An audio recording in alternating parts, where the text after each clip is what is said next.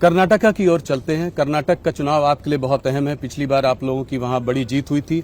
State assembly elections में आपकी हार भी हुई है हाल फिलहाल में। तो ऐसे में आप कर्नाटका को कैसे देखते हैं? खास करके अभी एक बहुत रेवन्ना जी का एक आज आपने उस पर प्रेस कॉन्फ्रेंस में आपने बयान भी दिया है।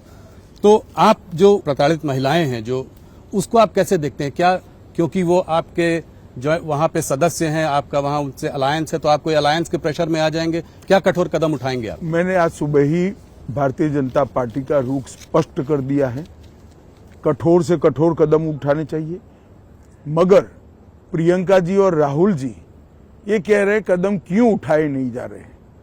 शायद उनको मालूम ही नहीं है पोजीशन। स्टेट का law and order state government को संभालना होता है और वहां उनकी सरकार है। कदम उनको उठाना है, हमें नहीं उठाना है जी। परंतु भारतीय जनता पार्टी इस घटना की घोर निंदा करती है और किसी भी हालत में कोई भी हो इसको सहन नहीं किया जा सकता और कठोर से कठोर कदम उठाने चाहिए। और भारत सरकार के विमेन कमीशन ने आज कर्नाटक स्टेट गवर्नमेंट को नोटिस भी निकाल दिया है।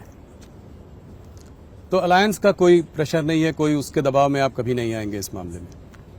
न हम पर दबाव है, न हम दबाव में आएंगे। एक और कांड हुआ था, नेहा हिरमत वाला किस्सा, जिसको कि एक लव जिहाद का कलर मिला है। कलर नहीं भाई जी, ये पक्का मामला ही लव जिहाद का है। यही मैं आपसे जानना चाहता था, इस पर अगर आप कुछ बता सके, क्योंकि सीएम और होम मिनिस्टर ने कहा ये पर्सनल मामला है। वो अपनी माइनॉरिटी वोट बैंक के कारण ऐसा कह रहे हैं। मुझे एक बात बताइए, बच्ची को, किसी भी बच्ची को कॉलेज में सुरक्षा कैंपस में मिलनी चाहिए या नहीं मिलनी चाहिए? जी।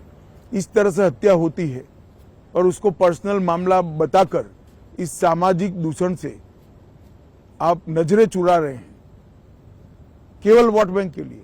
उनको तो बम ब्लास्ट होता है, वो भी गैस सिलेंडर का ब्लास्ट लगता है। जब एनआईए जांच लेती है तो पूरा पकड़ा जाता है। बेंगलुरु में 10 साल से बम ब्लास्ट नहीं हुए थे। इनकी सरकार आई, एसडीपीआई का समर्थन लिया और अब बम ब्लास्ट होने लगे। अपनी वोट बैंक की पॉलिटिक्स के कारण कितने नीचे जाएंगे। देश की सुरक्षा, बेंगलुरु की सुरक्षा, कर्नाटक की सुरक्षा, इसको भी कांग्रेस पार्टी ताक पर रख रही है। ऐसे माहौल में जिसके बारे में हम लोगों ने अभी चर्चा की, कितनी सीटें देते हैं आप कर्नाटक में भारतीय जनता पार्टी और उसके गठबंधन को? देखिए, अभी एक चुनाव होना बाकी है जी, मगर मुझे लगता है कि कमोबेश हम हमारी पोजीशन को बरकरार रखेंगे। जितनी सीटें पहली थी उतनी ही आपकी इस बार भी रहेंगी। तो ये तो मतलब बड़ा बयान है आपका। महाराष्ट्र की ओर चलते हैं। महाराष्ट्र में एक अमित जी अजीब सी खिचड़ी बनी हुई है। दो दल टूटे हैं। एक टुकड़ा आपके साथ है, एक टुकड़ा उधर है। ये कहता है हमारा ओरिजिनल है, वो कहता है हमारा ओरिजिनल टुकड़ा है। मगर ऐसे में क्या आपको लगता है कि उद्धव और शरद पवार जी के लिए कुछ सिंपैथी वगैरह थोड़ी वहां हो सकती है? देखिए, महाराष्ट्र की जनता मोदी जी के साथ है जी। जो जो मोदी जी के साथ है उसको वोट मिलेगा, क्योंकि ये चुनाव देश का प्रधानमंत्री कौन बने इस पर लड़ा जा रहा है। दो खेमे स्पष्ट है। एक और नरेंद्र मोदी जी के नेतृत्व में एनडीए है, एक राहुल बाबा और शरद पवार, ममता जी, स्टालिन, तेजस्वी यादव, लालू यादव, इनके नेतृत्व में इंडिया अलायंस है जिसका कोई नेता ही नहीं। अब देश की जनता ने तय करना है कि किस व्यक्ति को चुनना है। एक और 12 लाख करोड़ के घपले घोटाले भ्रष्टाचार करने वाला इंडिया अलायंस है। दूसरी ओर 23 साल मुख्यमंत्री और प्रधानमंत्री रहने के बावजूद भी 25 पैसे का जिस पर आरोप नहीं लगा, ऐसे नरेंद्र मोदी है। एक और गर्मी आते ही छुट्टी पर जाने वाला दल है, विदेश में छुट्टी पर जाने वाला, क्योंकि यहाँ गर्मी बहुत ज्यादा होती है। और दूसरी ओर 23 साल तक दीपावली के दिन भी छुट्टी न लेकर सरहद पर जवानों के साथ दीपावली मनाने वाले नरेंद्र मोदी है। एक और अपने बेटे, बेटी, भतीजे, बहुओं के लिए काम करने वाले राजनीतिक दल है। दूसरी ओर देश के गरीब, महिला, किसान, युवा के लिए काम करने वाले नरेंद्र मोदी है। तो देश की जनता ने तय करना है कि देश को सुरक्षित करने वाला व्यक्ति चाहिए या वोट बैंक के लिए देश को सुरक्षा को ताक पर रखने वाले वोट चाहिए। देश के अर्थतंत्र को बढ़ाने वाला व्यक्ति चाहिए या अर्थतंत्र को डुबोने वाला ग्रुप चाहिए। देश की जनता ने राहुल जी फैसला कर लिया है।